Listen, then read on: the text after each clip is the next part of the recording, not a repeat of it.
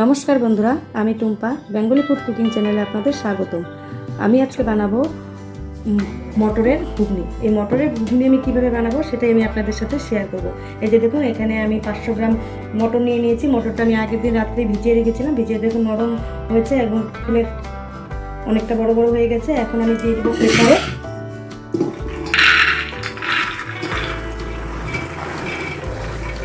সবগুলো মটর আমি প্রেসারে দিয়ে দিলাম। দিয়ে দিচ্ছি এখানে 4টে আলু। আলুগুলো আমি কেটে নিই, বড় বড় করেই দিচ্ছি, কারণ প্রেসারের সাথে আমি সিটি দিয়ে নেব। দিয়ে দিচ্ছি আমি 1 চামচ লবণ, তাহলে মটরটা ভালো সেদ্ধ হবে। দিয়ে দিচ্ছি পরিমাণ মতো জল।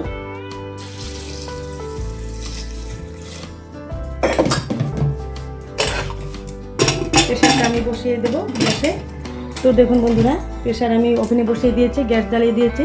এখন আমি 3 থেকে 4টে সিটি দিয়ে নেব। আর অবশ্যই বন্ধুরা, আমি যেভাবে ঘুগনি রান্না করছি মটরের, অবশ্যই আপনারা বাড়িতে রান্না করে খাবেন, দেখবেন খুব ভালো লাগবে। আর ভালো লাগলে অবশ্যই একটা লাইক, কমেন্ট, শেয়ার করবেন আর সাবস্ক্রাইব করবেন। তো দেখুন বন্ধুরা, 4টে সিটি দেওয়ার পর আমি গ্যাস অফ করে দিয়েছি। এখন এইভাবে আমি 5 মিনিট রেখে দেবো। আপনারা চাইলে হাওয়াটা বের করে মটরগুলো নামিয়ে নিতে পারেন। তো আমি 5 মিনিট রেখে দিচ্ছি, তাহলে ভালো সেদ্ধ হবে। আর বন্ধুরা, অবশ্যই আমি বলে দিচ্ছি, আমার এই চ্যানেলটা কিন্তু নতুন এবং পিওর নিরামিষ। তাই আমি পেঁয়াজ রসুন ছাড়া ঘুগনিটা বানাবো। এই পেঁয়াজ রসুন ছাড়া আমি কীভাবে ঘুগনি বানাবো সেটাই আমি আপনাদের সাথে শেয়ার করব। তো দেখুন বন্ধুরা, মটরগুলো আমি একটা পাত্রে নামিয়ে নিয়েছি। দেখুন মটরগুলো কিন্তু খুব সুন্দর সিদ্ধ হয়েছে। এখন এই যে আলুগুলো যে আছে, আলুগুলো ভালো সিদ্ধ হয়ে গেছে। আমি আলুগুলো একটু ভেঙে নেব। ওভেনে আমি কড়াই বসিয়ে দিয়েছি, গ্যাস অন করে দিচ্ছি।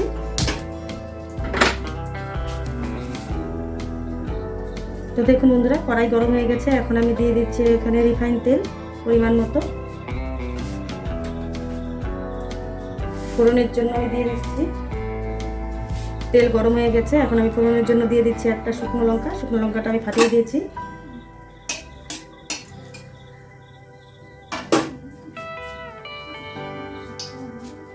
দিয়ে দিচ্ছি একটা তেজপাতা, আদা কুচি,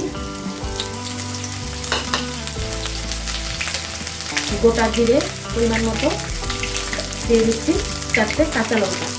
ঝালটা আপনারা যে যেরকম খান সেই পরিমাণ অনুযায়ী দিয়ে দেবেন। তারপর আমি ফোড়নটাকে ভালো করে ভেজে নেব।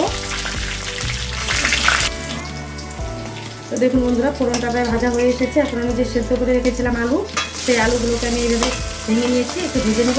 তাহলে আলুর যে কাঁচা গন্ধ, সেই গন্ধটা থাকবে না। তো ফোড়নের সাথে আমি আলুগুলো একটু ভালো করে ভেজে নেব।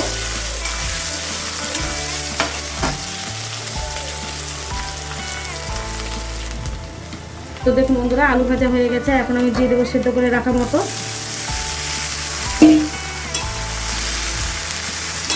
একটু নাড়াচাড়া করে দিচ্ছি। এখন আমি দিয়ে দেবো মশলা। এখানে আমি আদা জিরে আগে থেকে বেটে রেখেছিলাম, আদা জিরে বাটা।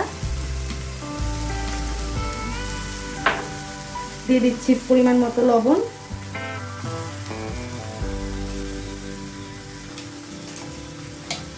দিয়ে দিচ্ছি হলুদ গুঁড়ো পরিমাণ মতো। এই সময় আমি গ্যাসের হিটটা কিন্তু লো ফ্লেমে রেখেছি। আর দিয়ে দিচ্ছি একটু নিরামিষ মশলা, সবজি মশলা যে আছে সেই সবজি মশলাটা আমি অল্প দিয়ে দিলাম। এখন আমি ভালো করে মিশিয়ে নেব।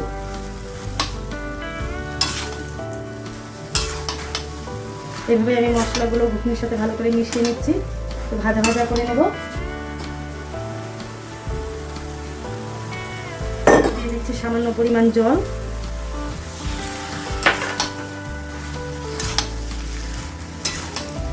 দিয়ে দিচ্ছি এখানে টমেটো। একটা টমেটো আমি এইভাবে কেটে নিয়েছি।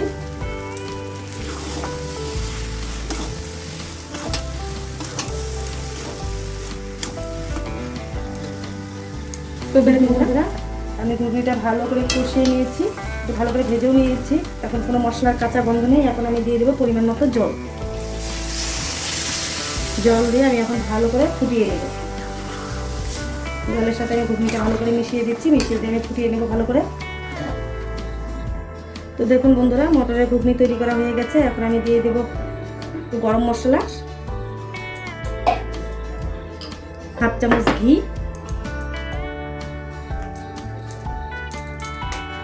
এখন আমি গরম মশলা আর ঘিটা ভালো করে ঘুগনির সাথে মিশিয়ে নিব।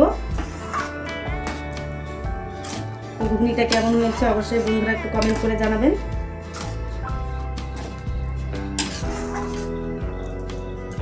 স্বাদ বাড়ানোর জন্য উপর থেকে আমি একটু ধনেপাতা কুচি দিয়ে দিচ্ছি।